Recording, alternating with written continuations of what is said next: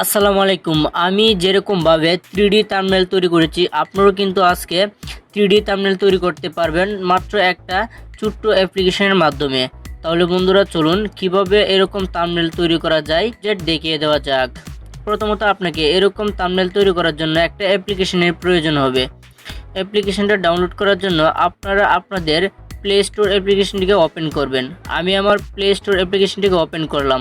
তারপরে দেখেন উপরে সার্চ বক্স রয়েছে, উপরে সার্চ বক্সে আপনারা লিখবেন পিক্সেল। পিক্সেল লেখার পরে অ্যাপ্লিকেশনটি আপনাদের সামনে চলে আসবে। তারপরে বন্ধুরা অ্যাপ্লিকেশনটিকে আপনারা ডাউনলোড করে নেবেন। অ্যাপ্লিকেশনটি যখন আপনাদের ডাউনলোড হয়ে যাবে তারপরে এটাকে ওপেন করবেন। ওপেন করার পরে দেখেন এখন যে এখানে লেখাটা রয়েছে এটাকে আমি কেটে ফেলে দেবো। তার জন্য দেখেন ডিলিট যে একটা অপশন আছে, ডিলিটের উপরে ক্লিক দিয়ে এটাকে আমি ডিলিট করে দেবো। ঠিক আছে বন্ধুরা, এখন কি করব, এখানে যে কালারটা রয়েছে এই কালারটাকে আমি চেঞ্জ করব। করার জন্য এখানে দেখেন এই যে ডাবল পার্ট যে অপশনটা রয়েছে এটার উপরে এটা ক্লিক দিবেন। এটার উপরে ক্লিক দেওয়ার পরে এখানে যেখানে যে কালার বলে অপশন রয়েছে, কালার লেখা, এই কালারের উপরে এটা ক্লিক দিবেন। কালারের উপরে ক্লিক দেওয়ার পরে এখান থেকে আপনি একটা কালার সিলেক্ট করে নেবেন। আমি এই কালারটাকে সিলেক্ট করে নিলাম। তারপরে এখানে দেখেন রাইট রয়েছে, রাইটে সিলেক্ট করে দিবেন।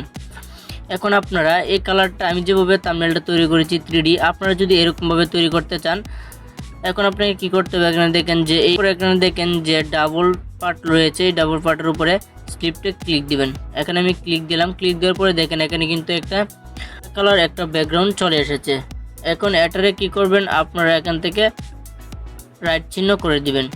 রাইট চিহ্ন করে দেওয়ার পরে একটু সাইডের দিকে যাবেন, যাওয়ার পরে দেখেন এখানে কালার বলে যে লেখাটা রয়েছে কালার, এই কালার উপরে ক্লিক দিবেন।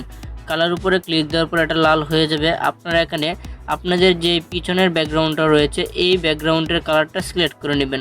আমি এই কালারটাকে এখান থেকে সিলেক্ট করে নিলাম। এখন কি করবেন বন্ধুরা, এখানে দেখেন যে রাইট চিহ্ন রয়েছে, রাইট চিহ্নের উপরে এটা ক্লিক দিবেন। রাইট চিহ্ন উপরে ক্লিক দেওয়ার পরে একটু সাইডের দিকে যাবেন এভাবে টেনে। শেষের দিকে যাওয়ার পরে এখানে দেখেন স্লোমি যে অপশনটা রয়েছে, যে দেখেন এই অপশনটার উপরে একটা ক্লিক দিবেন। এটাতে ক্লিক দেওয়ার পর এটাকে অন করে দিবেন। এখন কিন্তু দেখেন এটা কিন্তু আপনার উপরে উঠে চলে এসেছে। ঠিক আছে, এখন কি করবেন, এটার উপরে আপনি আবার একটা ক্লিক দিবেন। এটার উপরে একটা ক্লিক দিয়ে এটাকে আপনি একটু বলিয়ে দিতে পারেন। এই যে দেখেন আমি বলিয়ে দিই, যে আমি একটু বলিয়ে দিলাম। এখন আমার এটা হয়ে গেছে দেখেন। এখন কি করবেন, আপনারা এটাকে একটু লম্বা করে নেবেন। ঠিক আছে, এভাবে লম্বা করে নেবেন। আমি একটু লম্বা করে নিলাম। এখন এটাকে এখানে দেখেন কপি বলে যে লেখা রয়েছে এটাকে কপি করে নেবেন। আবার কপি করে এদিকে বসিয়ে দিবেন, অথবা এটার উপরে যদি বসান তাহলে কিন্তু আর একটু ভালো হবে। ঠিক আছে, এটাকে আমি সমান করে বসিয়ে দিলাম। এই যে দেখেন সমান করে বসিয়ে দিলাম। আবার এটার উপরে ক্লিক দিবেন, ক্লিক দিয়ে এটা কপি করে নেবেন। তারপরে এটা সমান করে এভাবে রেখে দিবেন।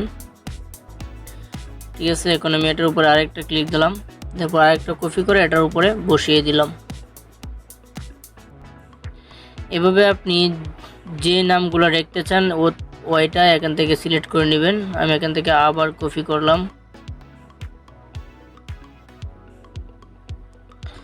এখন আমি আবার কপি করলাম। এভাবে আপনারা কপি করে নেবেন। আমি এখানে 3টা দিলাম, আপনারা আপনাদের মন মতো জয়টা দরকার ছয়টা এখান থেকে সিলেক্ট করে নেবেন। এখন এটাতে অক্ষর দেওয়ার জন্য এখানে দেখেন যে প্লাস আইকন রয়েছে, প্লাস আইকনের উপরে একটা ক্লিক দিবেন। প্লাস আইকনের উপরে ক্লিক দেওয়ার পর এখানে নেক্সটে ক্লিক দিবেন। নেক্সটে ক্লিক দেওয়ার পরে এখানে অক্ষরগুলো চলে আসবে। আপনি এখানে যেটা লিখতে চান এখানে লিখে নেবেন। ধরেন আমি এখানে লিখলাম পি। পি লেখার পরে দেখেন এখানে ক্লিক দিবেন। ক্লিক দেওয়ার পরে এটাকে একটু বড় করে নেবেন। তারপরে অক্ষরটাকে এখানে ফন্ট ব্যবহার করার জন্য এখানে যে এ অপশন রয়েছে এর উপরে একটা ক্লিক দিবেন। এর উপরে ক্লিক দেওয়ার পরে একটু সাইডের দিকে যাবেন। সাইডের দিকে যাওয়ার পরে দেখেন এখানে ফন্ট বলে লেখা আছে, ফন্টের উপরে একটা ক্লিক দিবেন। ফন্টের উপরে ক্লিক দেওয়ার পর বন্ধুরা এখানে আপনি এখান থেকে একটা ফন্ট সিলেক্ট করে নেবেন। ঠিক আছে, আমি এখান থেকে এই ফন্টটাকে সিলেক্ট করে নিলাম।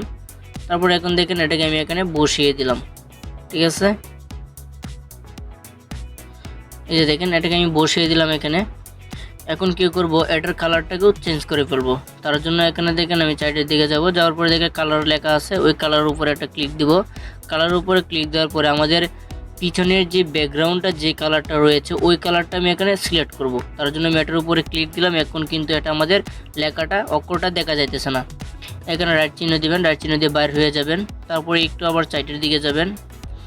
সাইডের দিকে যাওয়ার পরে আবার যে এটার উপরে একটা ক্লিক দিবেন। ক্লিক দেওয়ার পরে এটাকে অন করে দিলে কিন্তু লেখাটা পি অক্ষরটা উপরে বেশে আসবে। এই যে দেখেন এখন কিন্তু আমাদের পি যে অক্ষরটা রয়েছে এটা কিন্তু উপরের দিকে বেশে এসেছে। এই যে দেখছেন। এখন যদি এটাকে আপনি আরেকটু বড় করতে চান তার জন্য এটার উপরে একটা ক্লিক দিবেন। এটার উপরে ক্লিক দেওয়ার পরে এটাকে আবার কপি করে নেবেন। এখন কপি করা হয়ে গেলে আবার এটার উপরে আপনি বসিয়ে দিবেন। দেখছেন এখন কিন্তু এটা একটু বড় হয়ে গেছে অক্ষরটা।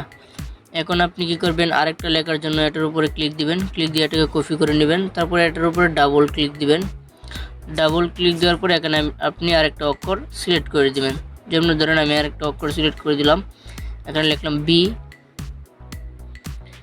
দেখছেন এটা কিন্তু আমার এখন অলরেডি হয়ে গেছে। তারপর এটাকে একটু ছোটো করে নেবেন, নেওয়ার পরে আপনারা এটাকে এখানে বসিয়ে দিবেন।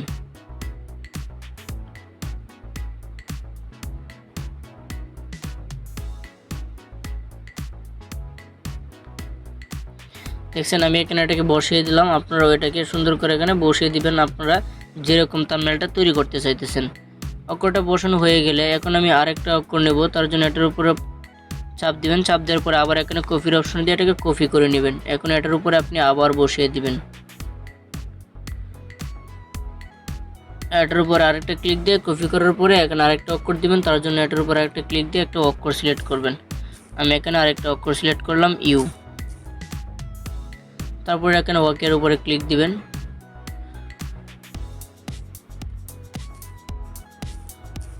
এখানে ওয়াকের উপরে ক্লিক দিবেন।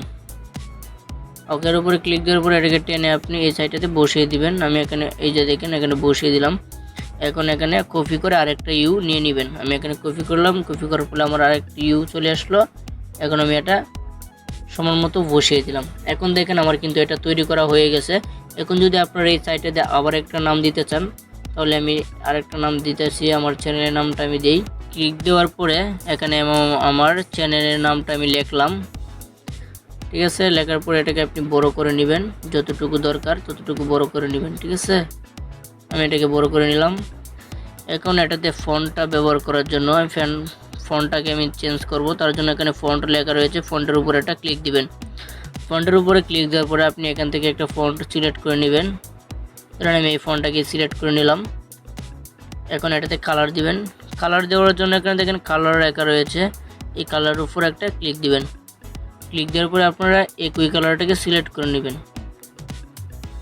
তারপরে আবার এইদিকে চলে আসবেন। আসার পরে এখানে যে এটা রয়েছে এটার উপরে একটা ক্লিক দিবেন, এটাকে অন করে দিবেন। এখন কিন্তু আপনার হয়ে গেছে। এখন এটার উপরে চাপ দেওয়ার পরে আপনি এখানে কপি করে নেবেন, এটার উপরে বসিয়ে দিবেন। জাস্ট এটা এখন কিন্তু আপনাদের তৈরি হয়ে গেছে। আপনারা কিন্তু এভাবেই বেস্ট পপুলার থাম্বনেল তৈরি করতে পারবেন এরকমভাবে।